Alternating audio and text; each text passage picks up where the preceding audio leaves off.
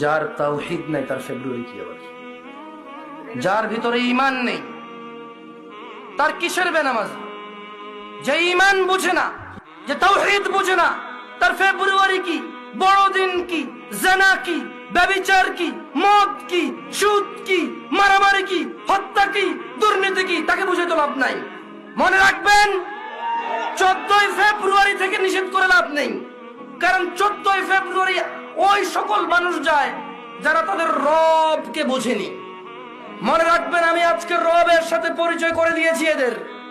এরা যদি মনে করে 14ই ফেব্রুয়ারি যাবে আর ওদের মৃত্যু হবে ওই অবস্থায়, আর তাদের কোন ওলি মুর্শিদ আছে যে তাদের কবরে যাবে 14ই ফেব্রুয়ারির ওই ও নষ্টপনা, নোংরা ও অশ্লীলতার ওখানে গিয়ে তাদের কবরে গিয়ে কেউ তাদের রক্ষা করবে, ওলি আর মুর্শিদা আছে, আমি আর আপনি কি করতে পারি? এখানে দেখা যাবে সেদিন, যেদিন বিচার হবে, মানুষ আল্লাহর সামনে আসবে এককভাবে, একা একা।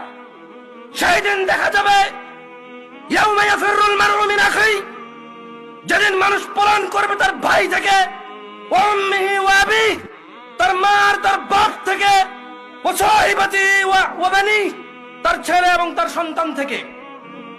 সেই দিন দেখা যাবে যে তার 14ই ফেব্রুয়ারি তার আইডলরা, তার সিনেমার নায়করা, তার রাতের আনন্দের গায়করা, তার চোখের সন্তুষ্টির গায়িকারা, নায়িকারা তাকে কতটুকু উপকার করে।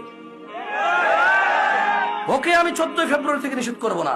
আরে ওর ঈমানই নেই, ও মুশরিক, ও আল্লাহর সাথে শিরক করে। 14 ফেব্রুয়ারি কি আবার এখানে? কোন মুসলমান যে আল্লাহকে সম্মান করে সে যেতে পারে না সুজায়।